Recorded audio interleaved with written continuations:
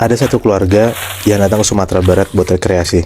Mereka ini pergi ke sana sekitar tahun 2005-an. Ada 2 anak, cewek namanya Viani umur 19 tahun, adiknya cowok umur 10 tahun dan 2 orang tuanya. Bokapnya Viani ini ngajakin ke Lubang Jepang, atau juga bisa disebut Goa Jepang lah di Bukit Tinggi itu. Viani ini sama adiknya semangat lah karena dia tahu tuh ceritanya di Lubang Jepang nih serem lah dulunya, kayak ada historikalnya tuh mengerikan lah di sana tuh. Singkat cerita berangkatlah mereka siang jam 1-an siang.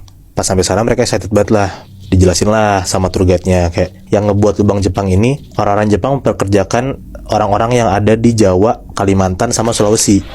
Jadi kayak rumusannya di sini tuh berasa banget lah, salah satunya ya adanya ini Lubang Jepang ini. Iya. Pas makin masuk ke dalam lubangnya, si Vian itu ngerasa kayak hawanya tuh makin dalam makin dingin. Dinginnya tuh bukan kayak dingin emang adem gitu, bukan, tapi kayak dingin merinding mencekam gitu lebih. Nah, ya tapi Vianney diem aja lah pas dia ngerasa kayak gitu, karena emang basicnya dia bisa ngerasain makhluk halus. Cuman selama 19 tahun dia hidup, dia belum pernah ngelihat makhluk halus sama sekali. Nah, si tour guide tiba-tiba ngomong, di sini ada yang bisa ngelihat atau ngerasain makhluk halus gitu nggak? Kalau iya pasti berasa banget, banyak banget kan? Gitu. Nah, pas di bagian dapur itu, tiba-tiba Vianney tuh diem doang, kayak ngeliatin ke arah dalam ruangan itu doang gitu. Dan ternyata pas dia lagi bengong, keluarga itu udah jalan duluan. Vianney tuh cuma bengong aja ngeliatin ke dalam dapurnya. Terus tiba-tiba adiknya Vianney tuh nyamper, langsung narik lah dan ngomong kayak, "Kak, ngapain Kak? Ayo udah pada jalan." Gitu. Akhirnya kayak Vianney sadar dan dia jalan, lanjut lah. Vianney tuh ngerasa kayak ada yang teriak-teriak gitu Bihnat dari belakangnya. Tapi pas dia nengok ke belakang, dia ngeliat bukan teriakan dari gerombolan orang-orang di belakang Vianney. Dia jalan lah dan akhirnya dia keluar dari Lubang Jepang ini. Singkat cerita, pas di mobil, Vianney ini ngomong ke orang tua dan adiknya. Dia ceritalah, pas dia di depan dapur itu, Vianney tuh ngeliat kayak banyak banget potongan-potongan tubuh manusia gitu Bihnat.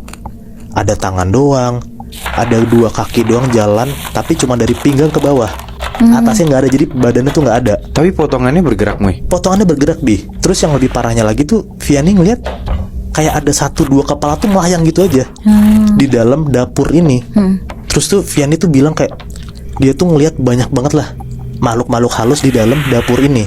Akhirnya singkat cerita, Vianney keluarga sampai hotel. Orang tuanya Vianney ini pesen 2 kamar. Vianney tidur sendiri, orang tuanya sama adiknya tidur di kamar satunya lagi. Vianney sholat maghrib lah dan berdoa.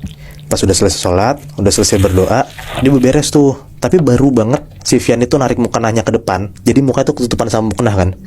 Kayak dia tuh ngeliat siluet dari depan dia tuh, bayangan kepala orang persis banget nempel di depan mukanya Vianney. Tapi cuman siluet doang gitu Bihnat. Vianney langsung buru-buru lah balikin mukanya, narik lagi tuh ke atas. Pas dia ngeliat nggak ada apa-apa. Untuk kedua kalinya, pas dia lagi narik mukenahnya ke depan, Vianney tuh lagi-lagi ngerasa di depan dia tuh kayak ada bayangan lagi gitu Bihnat. Tapi sekarang nggak cuma kepala, tapi ada tangannya. Jadi kayak ada tangan dan kepala mau nyengkrem kepalanya si Vianney ini. Di situ buru-buru lah Vianney tuh narik mukenahnya buat ngelepasin dari badannya. Pas udah dia ngebuka mukenahnya, dia ngeliat di depan dia, alhamdulillah nggak ada siapa-siapa, kosong aja gitu. Udahlah di situ karena Vianney udah rada panik, takut juga, dia langsung ke kasur dan ngidupin TV. Sampai sekitar jam 8-an malam, Vianney udah mulai ngantuk-ngantuk tuh. Akhirnya dia ketiduran dengan TV tuh masih keadaannya tuh nyala dan volumenya gede. Tapi pas di tengah Vianney tidur, tiba-tiba dia kebangun karena dia denger kayak ada suara orang mencet-mencet remote. Dan suara TV itu jadi kayak keganti-ganti gitu loh, seret, seret, seret gitu loh. Nah karena rada-rada berisik gitu, Vianney tuh tiba-tiba kebangun lah. Dan pas dia melekin matanya, tiba-tiba TV itu mati, krek, gitu. Dan gak gitu lama, tiba-tiba TV ini hidup lagi sendiri, seret, gitu. Nyala lagi tuh TV-nya tuh. Vianney kaget banget lah. Dia langsung buru-buru nyari remote di kasur, nggak ada. Dia jalan ke depan, ke pojok kanan depan TV-nya itu nggak ada juga. Dan pas lagi nyari-nyari remote-nya, dia denger di pojok samping kiri kasurnya itu kayak ada sesuatu yang gerak-gerak gitu Bihnat, kayak druk, druk, kayak ada aktivitas lah di situ. Dia denger kayak gitu, refleks, Vianney langsung nengok lah ke arah kursi.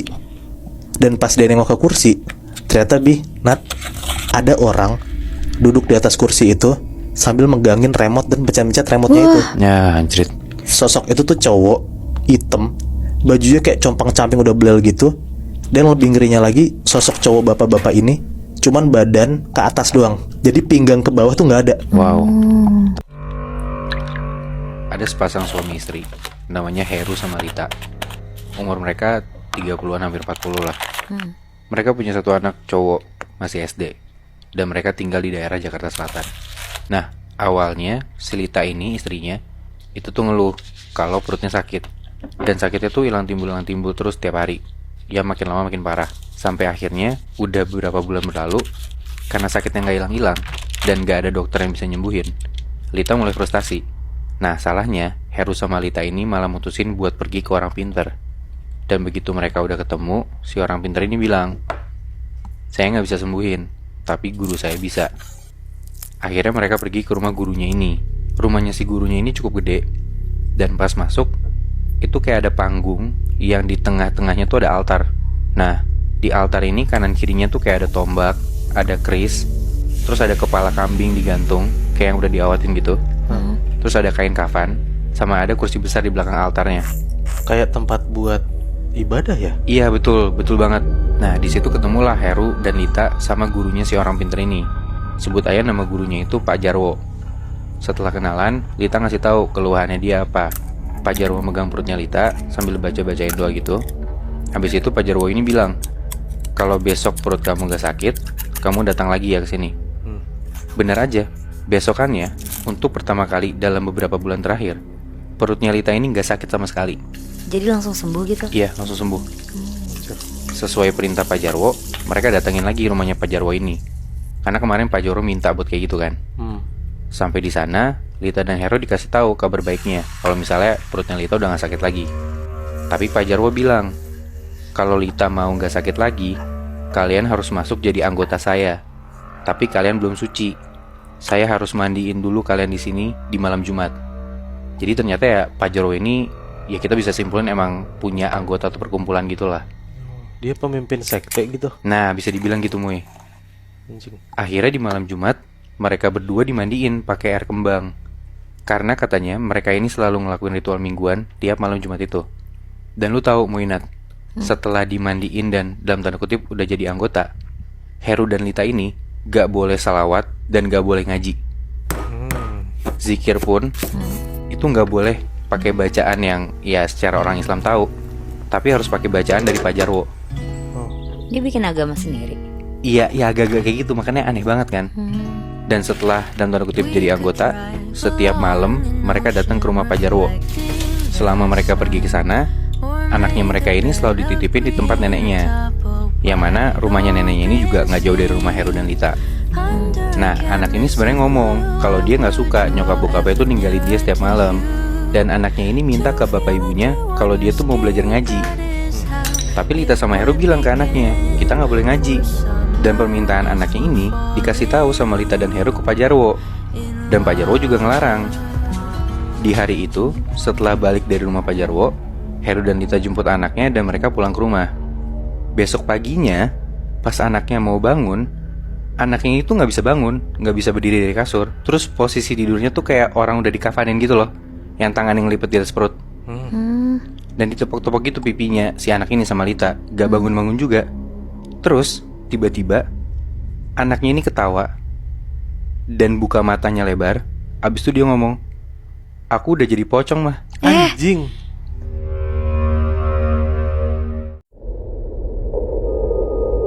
Lo tau film Keramat? Tahu? Film ini tahun 2009 yang konsepnya tuh kayak film dokumenter gitu kan, Nat? Iya benar. Oke. Film ini kayak nyeritain ada sekelompok orang yang mau bikin film di satu tempat di Indonesia. Dan mereka ngalamin hal mistis di sana.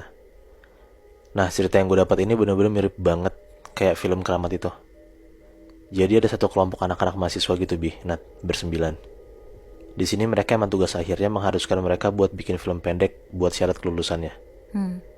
Nah, berangkatlah mereka ke suatu tempat ini dari Jakarta ke daerah Jawa Barat buat bikin film pendeknya. Jadi suasana tempat itu kayak dingin, kanan kirinya pohon, ada jalanan tapi cuman kecil doang. Pokoknya tuh mereka mau bikin kayak vibes film mereka tuh macam-macam kayak di desa-desa luar negeri gitu lebih, Nat. Nah, konsep filmnya mereka itu kayak anak-anak kuliahan lagi mau liburan, camping sambil api unggunan gitu. Di hari pertama mereka sampai, mereka nyampe sekitar jam 2 siang. Mereka langsung ke penginapan dulu buat istirahat dan rapi-rapi lah.